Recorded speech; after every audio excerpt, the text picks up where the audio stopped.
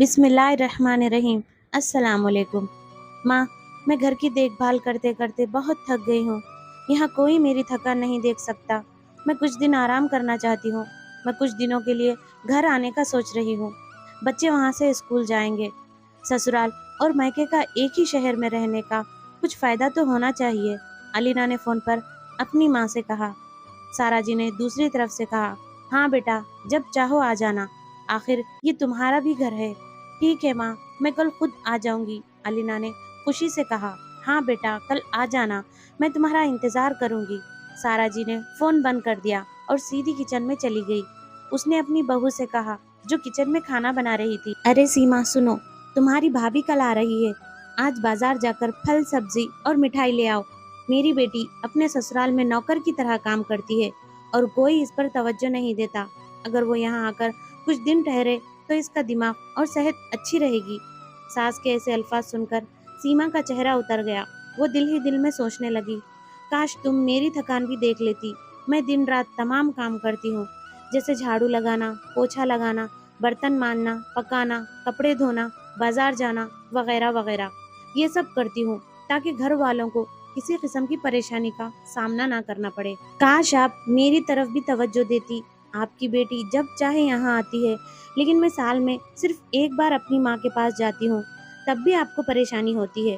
میں بھی ایک انسان ہوں، میرا بھی دل ہے، مجھے بھی لگتا ہے کہ اپنی ماں کے پاس جا کر آرام کروں، خوشی اور غم کی باتیں کروں اور اپنا دماغ ہلکا کروں۔ خدارا آپ کچھ ایسا کریں کہ میری ساس کی آنکھ کھل جائے اور وہ میری تھکان بھی دیکھ لے۔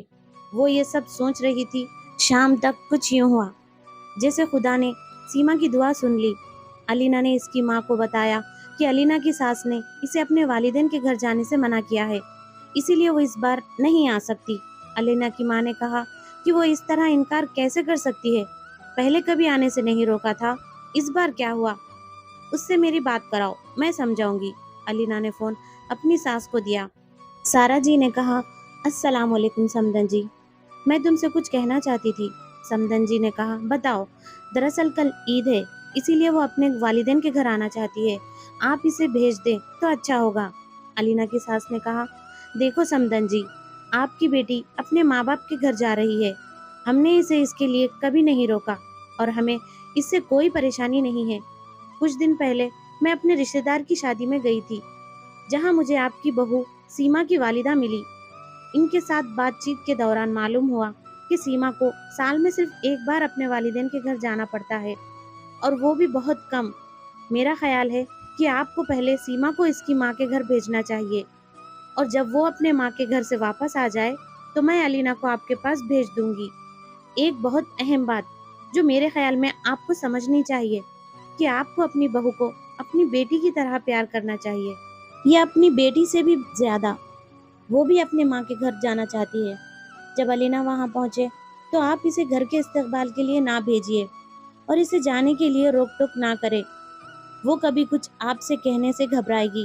اگر آپ اسے گھر میں قید رکھیں گی تو ایک دن آئے گا جب وہ آپ کے خلاف بولنے لگے گی، پھر وہ تمہاری بات بھی نہیں مانے گی اور جب چاہے گی اپنے والدین کے گھر جائے گی۔ ایسی صورتحال پیدا ہونے سے پہلے بہتر ہے کہ آپ کچھ تبدیلیاں کر لیں تاکہ آپ کے رشتے اور رشتوں کی مٹھاس خراب نہ ہو۔ سارا جی نے اپنے سمدن کے ہر لفظ میں سچائی دیکھی۔ اسے احساس ہوا کہ وہ اپنی بیٹی کی محبت میں اندھی ہو چکی ہے اور اس نے کبھی اپنی بہو کے جذبات کا خیال نہیں کیا۔ اس نے ہمیشہ اپنی بیٹی کو بہو پر فوقیت دی۔ دوسری طرف علینا بھی اپنی بھابھی کے بارے میں یہ گفتگو سن رہی تھی۔ اسے بھی احساس ہوا کہ وہ اپنی بھابھی سے کبھی ٹھیک سے بات نہیں کرتی، اور جب بھی میں اپنے والدین کے گھر جاتی ہوں تو وہ تھوڑی اداس ہو جاتی ہے۔ سارا جی نے اپنی بہو کو بلایا اور کہا کہ سیما بیٹا، علینا کچھ دنوں کے لیے نہیں آنے والی ہے، تم پہلے اپنے والدین کے گھر جا کر آؤ۔ یہ سن کر سیما کا چہرہ کھل اٹھا، کیونکہ یہ پہلا موقع تھا جب اس کی ساس نے اسے کھلے عام اپنے ماں کے گھر جانے کو کہا تھا۔ اگلے دن سیما اپنے والدین کے گھر چلی گئی، اور اس بار وہ صرف ایک دو دن نہیں بلکہ پورا ہفتہ ٹھہری، اپنے والدین اور اپنے رشتہ داروں سے ملی، اور جب وہ واپس آئی تو اس کے چہرے پر خوشی اور آنکھوں میں چمک تھی۔ سیما کے آنے کے بعد علینا بھی اپنے والدین کے گھر آئی۔ اور اس بار وہ خوشی خوشی اپنی بھابھی سے ملی اور خوب باتیں کی۔ علینا نے اپنی ماں سے بات کی اور ان کی یہ سمجھنے میں مدد کی کہ وہ سیما کے ساتھ کسی طرح کی بدتمیزی نہ کرے۔ دوسری طرف سیما اپنے سسرال والوں کے بدلے ہوئے رویے سے بہت خوش تھی۔ اب وہ خوشی سے سب کا خیال رکھتی تھی اور ہر کام پیار سے کرتی تھی۔ وہ اس بات کا خیال رکھتی تھی کہ کوئی ایسی بات نہ کہے جس سے گھر میں تناؤ کا ماحول پیدا ہو۔ سارا جی خود بھی اپنی بہو کو وقتاً فوقتاً اپنے مائکے بھیجتی تھی۔